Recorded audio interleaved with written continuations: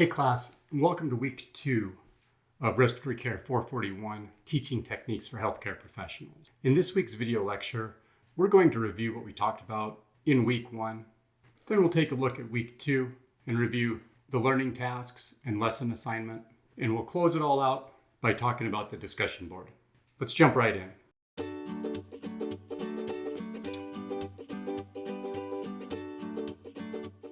All right, so here you can see we're just on the course homepage. I'm going to scroll down to our modules tabs, click on the week 2 module, and it pops you right into the landing page for week number 2.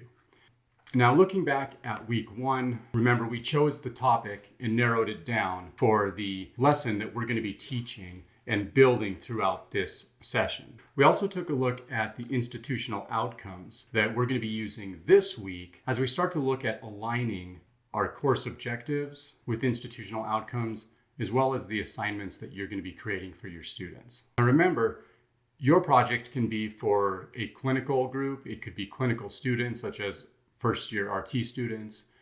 It could be for clinical patients that you're teaching as part of your education department, or it could be for academic students as well in a university setting. So in week number 2, you're going to be putting together 3 objectives that you're going to then map your course with. And I'll show you what that looks like, but think about it this way. When you're getting ready to take a trip, you're gonna map out all of your stops along the way. And in order to get to your final destination, you're gonna have to hit each waypoint as you travel. Well, the same is true when we develop a lesson plan or any type of teaching module. We're going to start with the objective that we want to make sure that the students are going to learn. We need to also make sure that that is aligning with the overall outcome of our respiratory care program, as well as the outcome of Boise State University. Finally, I need to make sure that the assignment that I provide you is going to actually assess if you've been able to accomplish that objective that I've set out. This would be the same thing in clinical, whether it's with a clinical manual or a competency for an RT student, or if it's for a patient. You're going to have the objective, such as COPD education, that you want to teach them, and then you're going to have the individual items that you're going to teach. Now, you'd be wise to make sure that what you're teaching falls in line with your departmental policies as well as your hospital policies. Again, there you can see the alignment process taking place. And then at the end of the instructional period with your patient, you're going to find some way to assess them, such as the teach back method and a lot of other really good techniques that you're going to be learning throughout this course session. The required tasks for week 2 are to complete the video introduction via YouTube due Thursday by midnight. I'm also going to be introducing you to our textbook, which is No Time to Teach by Fran London. You're going to read page 189 and then also pages 1 through 44. Don't forget about 189. It's kind of an outlier this week, but it's an important one. I really like this text because it's straight and to the point, and it's not going to overwhelm you, but it's going to give you the need to know teaching techniques that are really going to help you flourish, not only in the classroom, but in the clinical setting, as well as with your patients.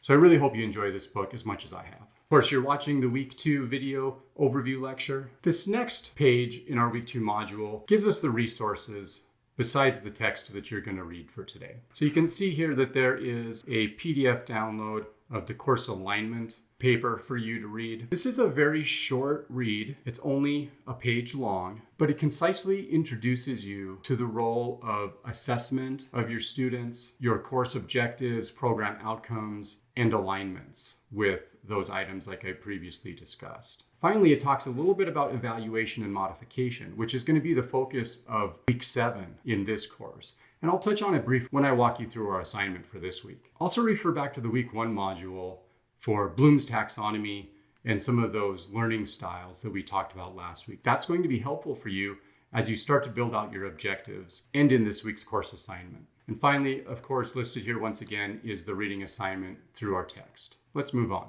The next page is the assignment page. And the first thing you'll notice is this large blue button up here that says Start Assignment. Now, that Start Assignment button is what you're going to click in order to turn in your document. Remember, you're going to be working with the Google Docs template that I provide you, and then you're going to share it by pasting the URL for your document right in here and then clicking Submit Assignment. I also want to point out that if you scroll to the bottom, you're going to see the rubric for this assignment. So please make sure you pay close attention to that, because this is how I'm going to be assessing your work. You can see each section that I'm going to be looking at and what you'll need to do to earn the full marks for each section. Also notice that there's an example of the assignment completed here for you to review, and we'll take a look at that in a moment as well. So let's take a look at what we're going to be doing this week. You've been assigned a group of 10 students. Now this might be your clinical students, it might be classroom students or patients like we've discussed before. And this is going to be based off of the topic that you've chosen last week. You're given approximately 1 hour for the lesson, and you'll have all of the equipment that you're going to need. You don't have to talk about the equipment specifically this week, but do keep in mind that in week 4, you're going to be listing out the materials and the equipment that you do need as we work on the lesson plan. So keep that in mind moving forward. Now you're going to think about what you want the students to learn. And remember, you've only got an hour, so this doesn't need to be 6 or 7 objectives. We're going to only make it 3 to start off with. It's important not to be too in-depth or try to cover too much. The goal of this course is to walk you through the process of learning the techniques of teaching and trying to get a holistic view of what that looks like. I'm not going to be assessing you on your ability to present or to actually carry out a full course. What I am going to assess is your ability to start thinking from a big picture view of how you're going to create and develop a plan for a course that you would be teaching. So your lesson is just going to be one session that would have been in a multi-session course had you been teaching for a full semester or working with patients over several week course of rehabilitation or education. Think asthma education or COPD education. You should also be considering, what do the students need to be able to do by the time they're finished with your lesson? And this is the assessment piece. The objective ties into the assessment. So we're going to tell them what they need to be able to do and learn by the end of the lesson, and then we're actually going to assess them and be able to document that they were able to meet that objective. You'll notice here there's a link for a template. So let's jump in and walk you through these next few steps here that are going to be the requirements for this week's assignment. Now remember, when you first click into this template, this is the document that I own and it resides in my Google Drive. You can't edit this document because I don't have permission set up for you to do that. So what you're going to need to do is go to the File menu, come down here and click Make a Copy. Then that's going to make a copy of this template in your Google Drive so that you can edit it and then share it with me. Remember to share. You come up to the Share button and make sure that you've listed me here with my email address so that I have permission to edit your file. At that point, you'll copy the link and then paste it into the submission that we looked at previously. Okay, so here's the template. First thing you're going to see is we do have an APA header required. Now the APA header is simple. It's all capitalized, so it's uppercase. It needs to be 50 characters or less, and it needs to be an abbreviated course title. So let's say, for example, your course title was Assessing ARDS Patients in the ICU over a 10-week period. You're not going to use that entire title to be listed as your header.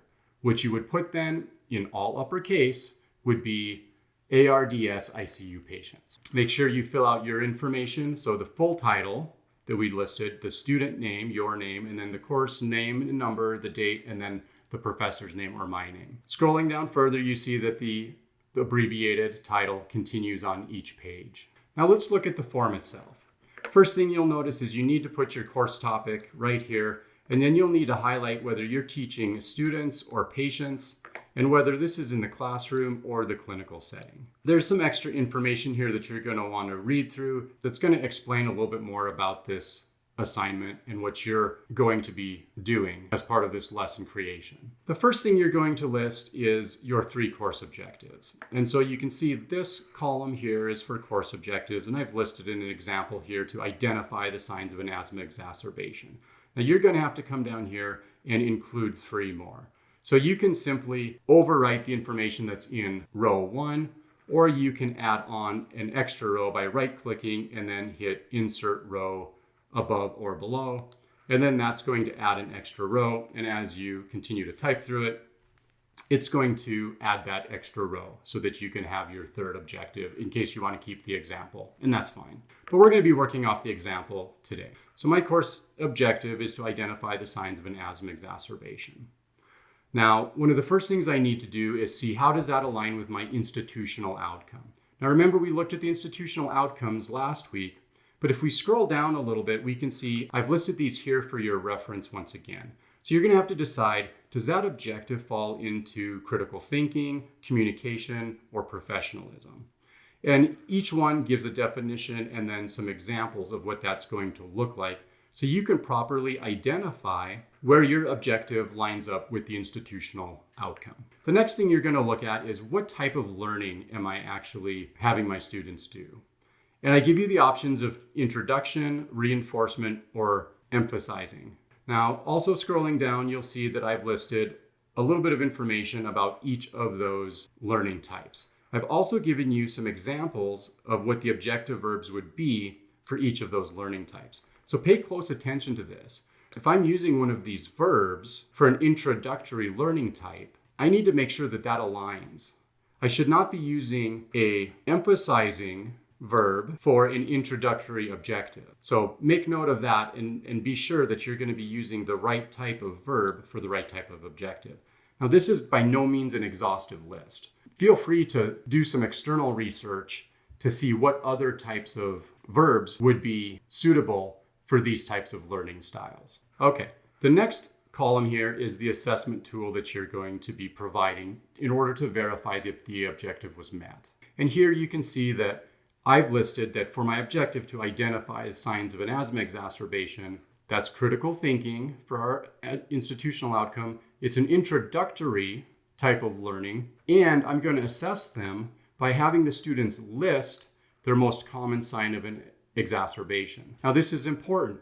That listing assessment aligns with the fact that they're identifying, and that is an introductory method. So all of these items, the objective, the type of learning, and the assessment tool, all fit in alignment with an introductory learning style. And my assessment is for them to list their most common signs of an exacerbation. Now, I'm going to have them turn this in. I'm going to make copies of it. I'm doing that because for them to turn it in, that gives me something that is documentable and measurable so that I can have a record of their learning and prove that they've met that objective. That's important. We always have to document that our students have learned what we've set out for them to learn. But then I'm also going to send that document home with them. This isn't just about me documenting that they learned, but it's actually giving them a tool that they can use to continue learning and to manage their disease state in this scenario. So I want that student or that patient to be able to take that copy home and continue to use it and benefit their learning or their disease management. Now, this last section over here that's in red, you don't have to worry about that this week. This is what I was talking about earlier when I said we would be doing modification and evaluation and coming back at week 7. So in week 7, you're actually going to open this file back up, and then you're going to enter information here regarding how you would change your lesson based off of the information you've learned over the past 6 weeks in order to make your lesson better for the next time that you teach it. Now, modification and evaluation is something that every good teacher is going to do throughout their entire course. For example, I'm constantly updating my material each session that I teach the course because I'm learning something new. If a lot of students have trouble in one area, that means I need to cover something more heavily in that area. If I find that an assignment might be confusing, I need to update that assignment so it's less confusing to the majority of students. That's what we're going to be doing here, but that's not until week 7, so don't worry about it now. But do not get rid of this file after week 2. You're going to need to save this file because we're going to be coming back to it and using it again in week 7. So don't get rid of it. Save all of your documents throughout the course. Now that we're done with our form, let's look at the final item here on the assignment. And that is the paragraph that explains the process for the assignment. This is important, so don't forget to come down here and type out this paragraph. Now, this paragraph isn't you telling me about your topic or providing resources or scientific support for your topic. Okay, I'm not interested in that right now. This is about your process of alignment. So it's how you came up with the objectives and how that relates to the institutional outcome, as well as the learning type and the assessment. I want you to tell me about that process. And I want you to be using material from our course as well as external material about teaching that you found helpful to support those processes. So that's what we're going to be doing here. And then of course, make sure that you're citing via APA in text and that you're also listing those references down below. All right, let's jump back into the course shell. So here we are back into the week 2 assignment page of the week 2 module. And we've already covered all of these areas. So I'm going to continue to scrolling down. Now, one thing I want to impress is that this week, we're just practicing writing these learning objectives, and I'm going to give you feedback. In week 4, you're going to be actually applying those to your lesson plan. So make sure that you do not write out a full lesson plan this week. We're going to be doing that in a couple of weeks.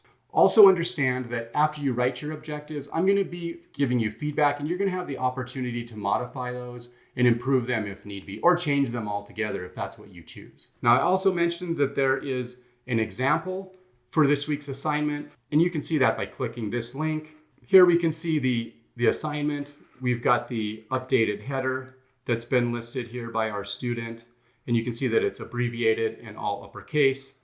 They listed the course topic and then highlighted whether it's student, patient, clinical, or classroom. And then they chose to overwrite my example, which is just fine. But you can see that the course objectives are listed here, that they're aligned properly with the institutional outcomes. They've listed the type of learning that's taking place, and then also the assessment tool that they're reviewing. So that's what that's going to look like once you're finished with it. Now let's look at the paragraph that the student provided that explains their process. And you can see here that they started with the course objective and then worked their way down through the actual topic because it relates to their outcomes and it relates to the assessments that they're going to be doing. So feel free to include some of your possible teaching material in here or some of your research that you've done on your topic, but know that that's not the goal of the paragraph. The goal of the paragraph is to explain your process and to demonstrate your knowledge and understanding of the course mapping or course alignment process. You can also see here that they provided the APA references as required. One thing to note about APA references is that it does require what's called a hanging indent, and you can see that hanging indent right here. If you have any questions about how to get a hanging indent in your Google Doc, you'll be able to click out to the home page and then click on APA and AMA Help, and then select the APA hanging indents in Google Docs. And that's going to bring you to a video that I've created showing you how to do hanging indents in Google Docs. It's very easy, so I encourage you to take a look at that video. All right, back to the week 2 module. Now remember the big picture of the course. We've already selected our topic, and now here in week 2, we're going to be creating those objectives and making sure that it aligns with the institutional outcomes, the type of learning, and the assessment that we're going to be using to measure our students' ability to demonstrate they've met that objective. Process of building this lesson, and it's going to be a quiz over the course material so far. In week 4, we're going to jump back into building our lesson, and that's going to be via a lesson plan. And that's going to be a little bit more involved assignment where we actually talk about the content that we're going to be teaching, how we're going to be teaching it, and then in more detail, how we're going to assess our students. And so there's going to be lots of information included over the next few weeks about how we're going to do that. And of course, I'll walk you through that process as well. In week 5, we'll take another break from the lesson plan and have another quiz. And then in week 6, you're going to be providing a Google Slides presentation, similar to PowerPoint, but in Google Slides, of your lesson plan. Now, I want to stress, you're not going to have to present this. I don't need an audio voiceover. I don't need you to stand in front of the camera and present it like I'm presenting here. I just need to see the slides and the content and also some lecture notes that you're going to use to present the material, but you don't actually have to present it. You'll do that in a different course within the Boise State program. Here, I'm just needing to make sure you understand the process and can develop the material. And then finally, in week 7, you'll be creating an infographic that summarizes the main points from your lesson, as well as going through that modification and evaluation process that we discussed previously. Make sure that when you turn in your Google Doc assignment, you've got it set with permissions for me to edit, and that you've changed the name to be your last name and then week number 2 for this week. and it's due Sunday by midnight. All right, and then the last thing, of course, remember, due Thursday of this week is the YouTube video introduction. I know you've started looking at this from week 1 when we discussed it, so here it is again, just to remind you to get this done by Thursday of week 2. Here's that same video that discusses how to make a YouTube video in case you don't have experience with that, and some tips to get the best quality you possibly can. And then, of course, how to embed that video into your discussion board post. Those items are detailed here. If you guys have any questions, please remember to pop out to the study hall. You can post those questions in the study hall, as well as you can see any postings that I or another student have made that would be helpful for the entire class to see. Of course, you can always email me directly at briansyke@boisestate.edu, and I'll respond to you as soon as I can. All right, class, that finishes up the video lecture for week number 2. I hope you're enjoying the course so far. Please remember to shoot me an email or post into the study hall if you have any questions for myself or the class. And until next week, I'll see you online.